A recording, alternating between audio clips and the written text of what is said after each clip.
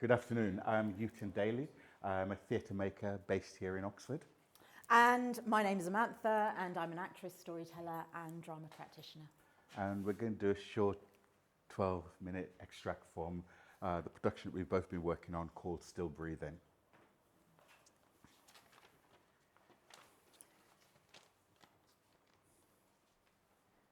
We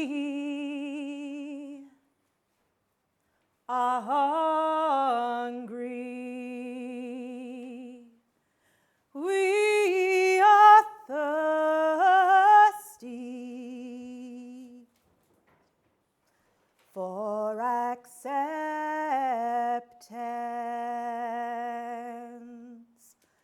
for existence.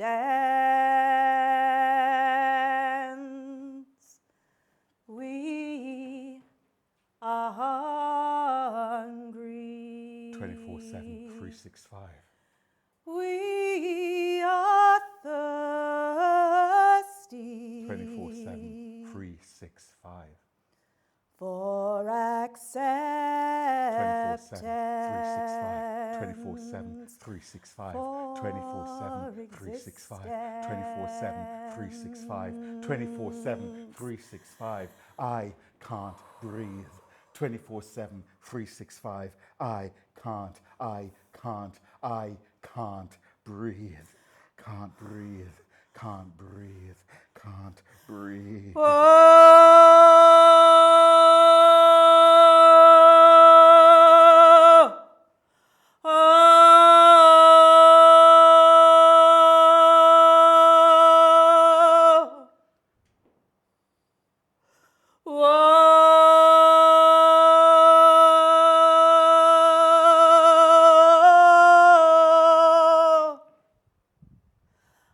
I need you to help me breathe.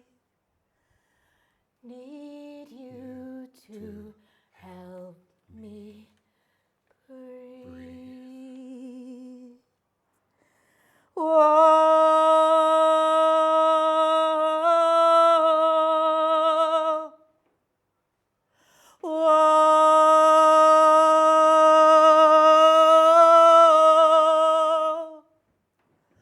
I need you to help me breathe.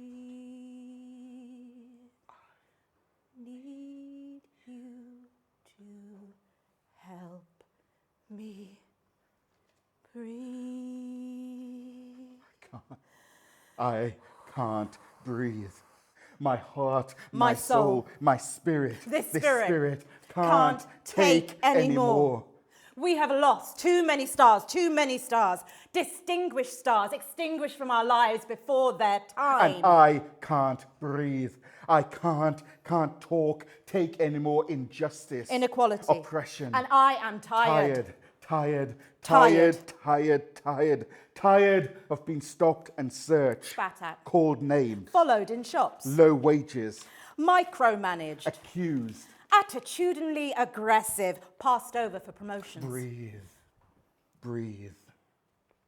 We are stripped of our names, Languages, cultures, religions, history, our story, categorized, othered, taken from our lands, stolen, chained, shackled, caged, sold, as property, goods traded, like the rich resources pillaged from our lands, beaten, tortured, massacred, rivers of blood, spilt in the name of civilization, castrated, raped, experimented on, lynched, hung, imprisoned, killed, demonized, dehumanized, our histories concealed, deliberately erased, labeled uncivilized, heathens, immigrants, migrants, educationally subnormal, education, achievements, ignored, taught to hate the very image of ourselves, our colour, our hair, our lips, our nose. Whoa,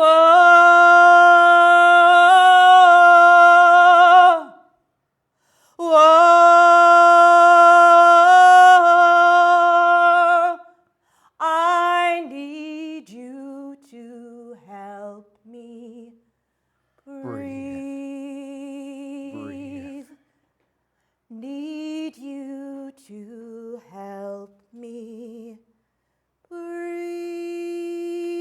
How many times? How many, many, many more times of living in fear? How many more times? How many more nights, days, weeks, months, years of struggle, struggling and mourning and struggling to understand the threats, intimidations, executions, lynchings, murders. Feels like I'm stuck in a bad dream which I can't wake up from, get out of. Stuck on a merry-go-round that I can't get off. Can't get off.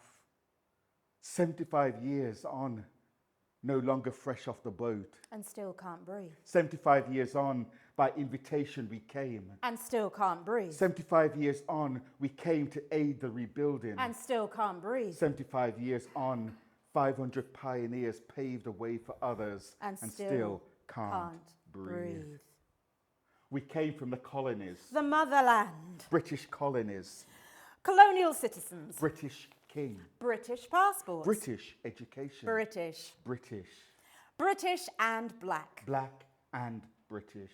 And still can't breathe.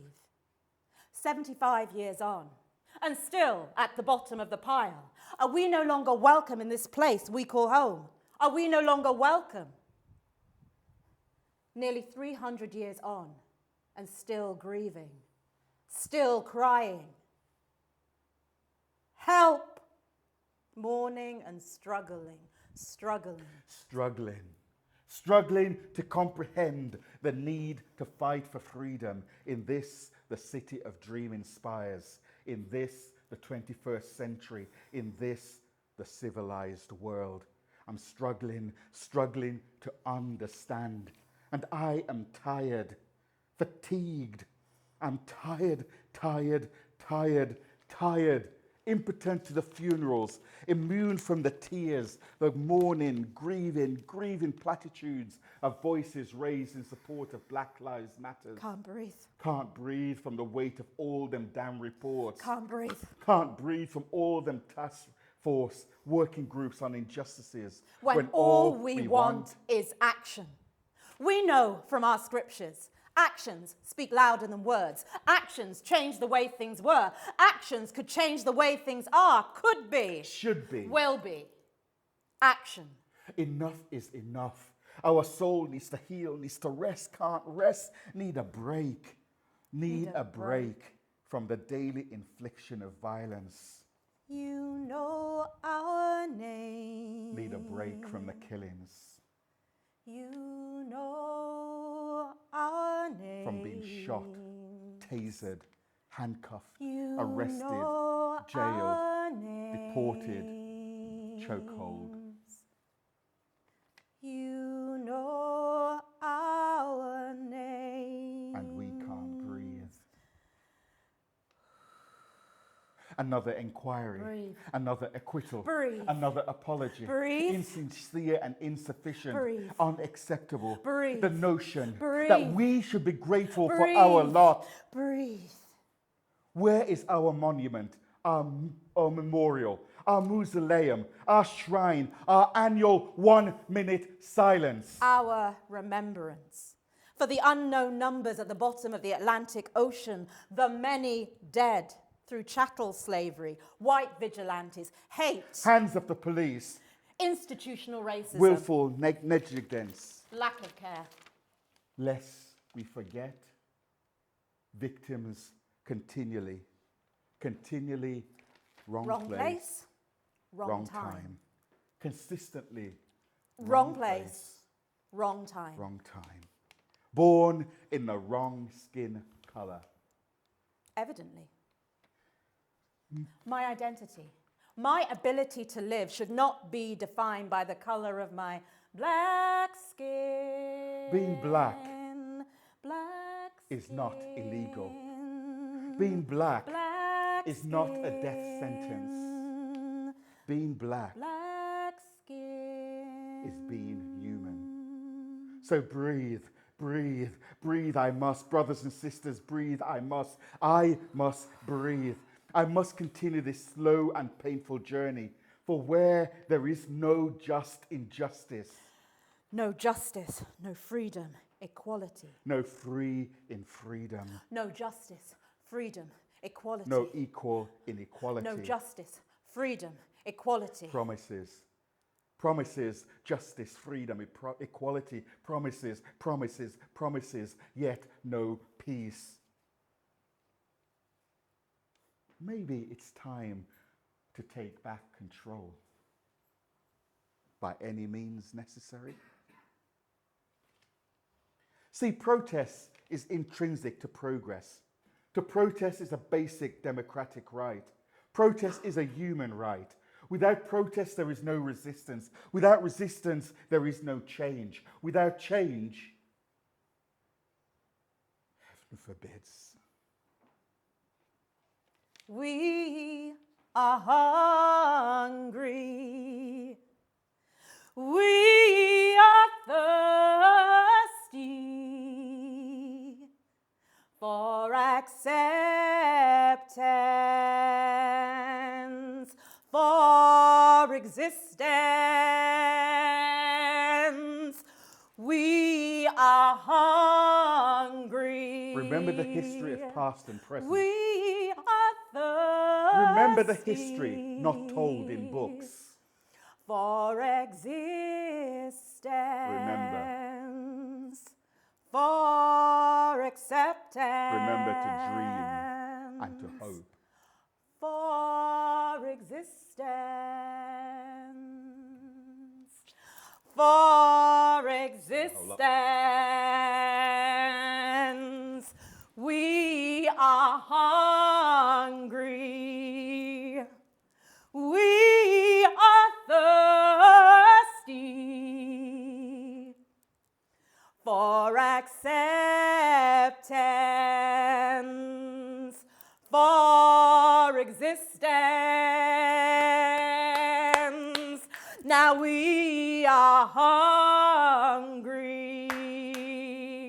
We are thirsty for acceptance, for existence,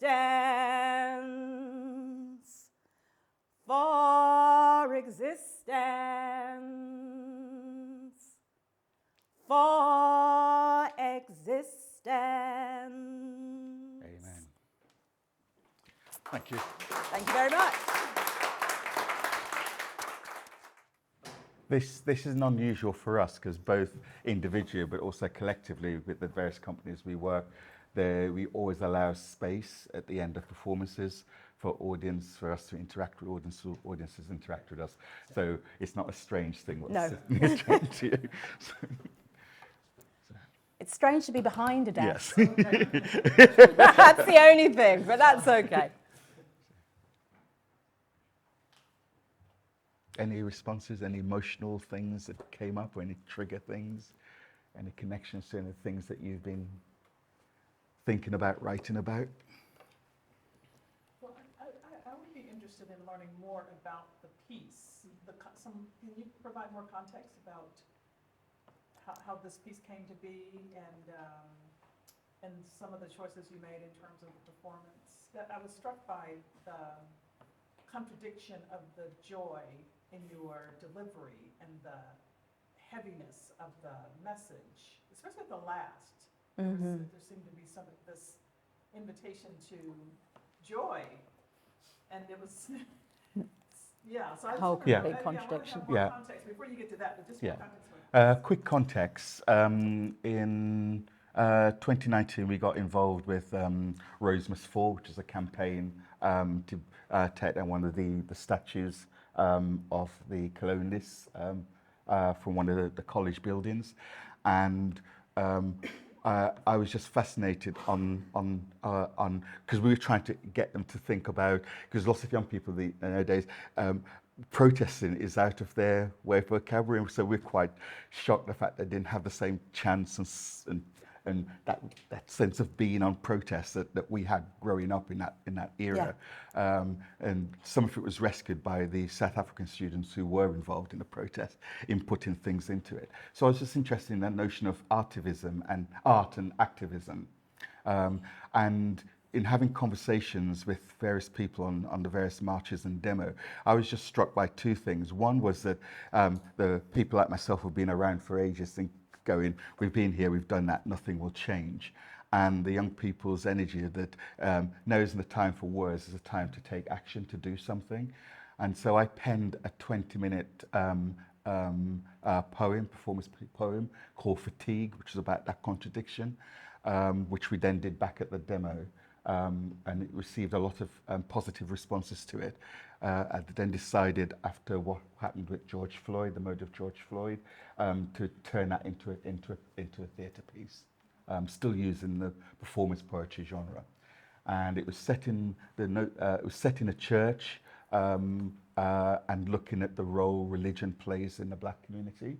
The role of the black church, but also looking at how, as a community, how do we deal with grief and grieving, and that death has a different way of manifesting itself in black communities than it does in most Western society. That's the basic context.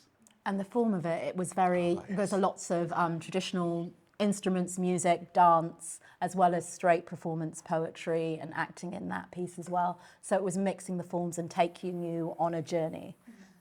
So you experience some of those cultural forms. Yeah, I would say. I can't remember who it was, said something earlier, the last thing about the voices, hearing the unheard voices, something later, but how that was heard. And for us, it's also as a practice, it's not just good enough for us to have black people on stage doing shows about black history or people, but it's also evolving our forms in which that's told, and their form is actually quite an important part of it to us, as well as the narrative.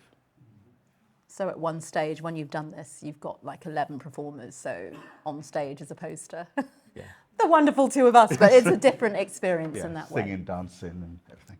So Yeah, no, that was really incredible, and I was very, struck and moved by this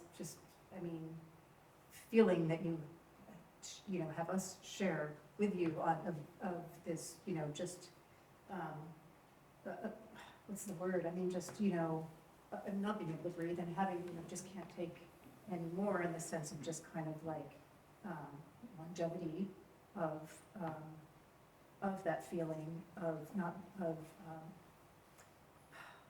despair, not being able to get past this point, and then I was also interested in hearing more from you about this appeal to help breathe, right? So, yeah, if you could just maybe talk a bit about that, and whether you're sort of creating, an outside, or an appeal from the outside to help Black people breathe, to help, in England and United States, or whether in fact there's a kind of, if you're appealing for us to all help each other breathe. It's going to do a mixture, because you talked about the contradiction and the idea of breathing. The way we've played with this in many different forms, it's both. It's the internal. When I was in the fuller production, you've got all the different characters, all the different ages, and there's something, this is going to sound a little bleak, about the relentlessness of these experiences. The whole thing about tired, fatigued, and with the older generation, this happens again and again and again and again and again and again. It's not just the first experience, because in England, sadly, with police brutality, etc., the list is long. So it's almost as a community, we help each other breathe. As individuals, we help each other breathe. Sadly, I'm going to say sadly, but these things give you strength. I've got good friends who, when they were going through something around your age, where the parents turned around and said, I build you to take pressure. So it's the whole thing that as a community and a spirit, we're still here and we're still breathing. But because of the realities, I would say, it's not an easy thing to breathe. But almost sometimes to me it's essential, and you've got your own take on, seeing as the author is here. But this is some of my perceptions, and the rest of the company is doing that. Contradictions throughout. How you feel. Is it a mask? Is it coping? Is it just getting on? Is it that whole sense of life can't just be misery? And I'm doing this, and that's almost my parents. We're helping you breathe, we're helping you carry on, we're helping you to live. So sometimes the contradictions are the inner mask of, I will smile, I will keep going because I want to keep going. And sometimes it's a desperate plea. And sadly, because of what's gone before, the desperate pleas haven't worked. And so there is something about the constant questioning, I feel, in this piece, between the old and the young, the past, which just seems to be replaying and replaying and replaying, and that hope that a future will be different. And I'm not sure if I've answered that, but I'm going to let you say. No, I agree with that. There's also an ambivalent relationship that I have with church and Christianity, but also bearing in mind that the church has been the saviour for my parents' generation. It's the place where they belonged or felt they could belong. And when they formed their own church, were able to be established in their own church. And so that sense of, you talk about the contradiction between what the words of songs are saying, the joyfulness is part of that contradiction, because it's joyful. Yeah. In that same sense, I mean, it's very impressive the way you rescue from a practice like the church practice, the form you were insisting in as something that it's a behavior that creates community through what we were calling in the broad sense aesthetics before, not in the sense of fine arts necessarily, it could be as well, but in the sense of a sensible experience.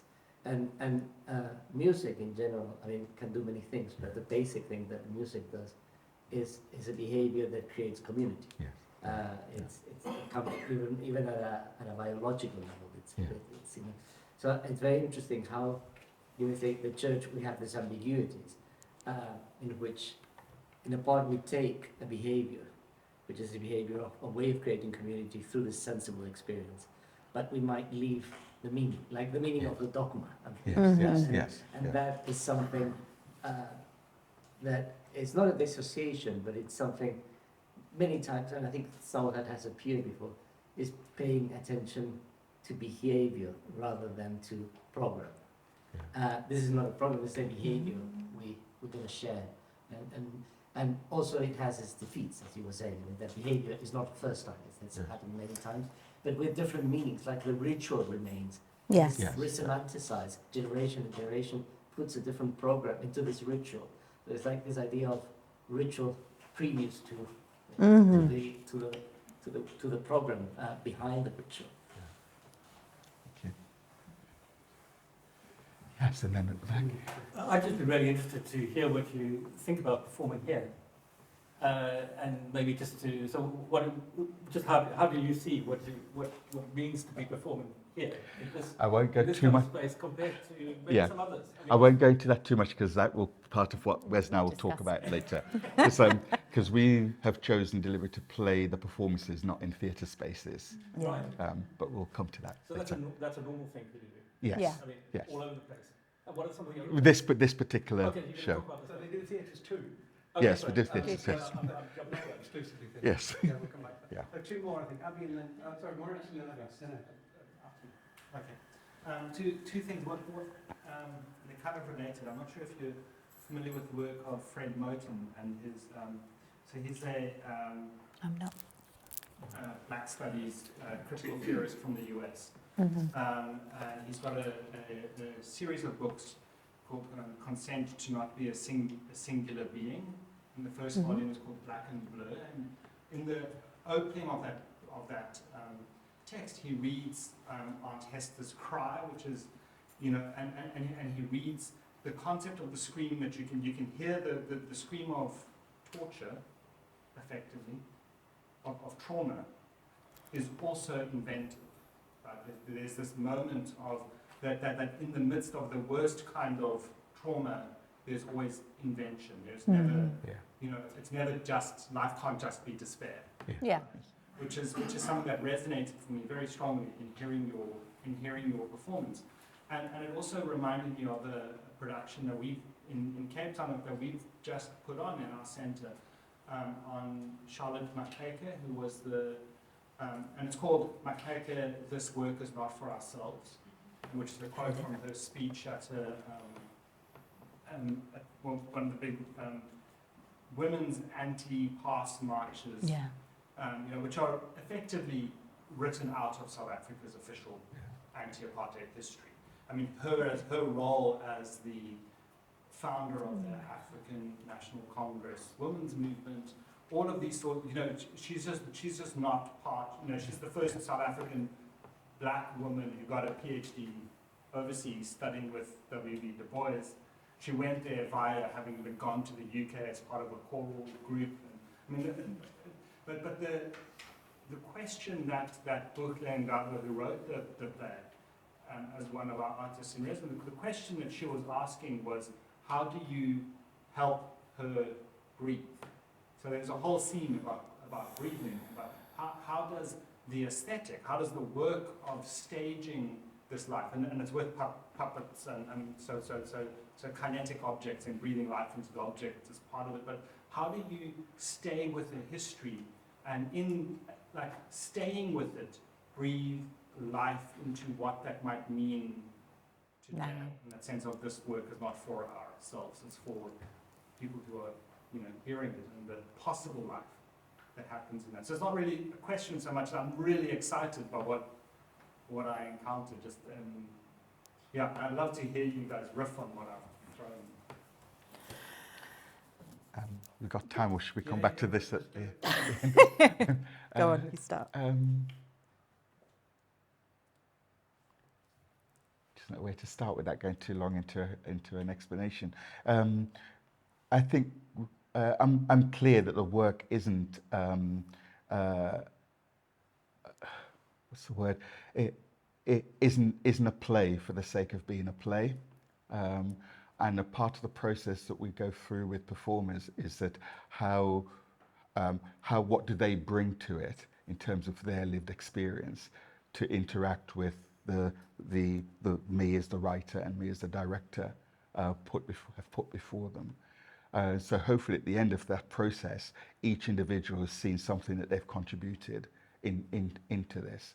And part of that lived experience is people remembering and recalling those things for them that are common and are contemporary rather than historical. And in a sense, that's the breathing that takes place. There are moments. Sometimes we've had group moments at the end to finish things, as that's part of the space in which we're working with. But we're mindful for both the performers in it, and also audiences, that it's not about making people feel traumatized over something. And that's why I think there's space to have conversations important to us after performances. And I would almost jump on that lots of the work that we've been doing over years, together or in separate companies, has been about how you bring it to life and how it is relevant. And lots of the things when we started, some of the work that I did was that art was never just for in contemporary art's sake. It's always about what does this bring to us in the current day. And in approaching the work, it's always about that, hence always Q&As afterwards. And also, how do you make it breathe? Because there's lots of things. When I started off, the work was often about why are we telling these historical stories or these contemporary stories, or looking at a non-European lens, so a British Caribbean, British African lens, whatever that lens is. Why are you doing it? And it always starts with the human story and the reality of that human story in that context, in that time. And then what does it mean to us? And that's approached from so many different levels and ways. And if I'm honest, I do it because I need a catharsis. I need to let it out. And that's one way of letting it out. Last question from Robbie, and then we should move on. Yes. I really wanted to thank you. I work on the history of the British Empire in India, which that lovely thing. And one of the things I kind of work under these commissions. So what you were saying about the rage of all these task forces and apologies. And what I work on is these commissions. Some of these commissions that went out to India to investigate a problem, such as indenture or whether or not India should get independence. And there's this moment of hope that they've recognised there's a problem, maybe something's going to happen, and then they realise, oh no, this is just another performance to maintain the status quo. And the things that my stupid archives from the police department don't tell me is that rage, that emotion. I've never felt it articulated, really, until I saw you do it. It's just another commission. It's just another, Simon Commission, roundtable conference, just another trick. And when you realise that it's not there to help you, it's there to make the problem go away rather than solve it, that rage is something which a historian finds really hard to capture. And I really felt like I saw it today, so I wanted to thank you. Thank you. Nothing changes. Well, Huh? Oh, Thank you. Hope. Cheers. But also, Thank just to you. go back to something you said, thank you also for the hope, because I think that hope and joy is in there really strongly. We'll come back to that Yeah. later. But thank you again. Thank you.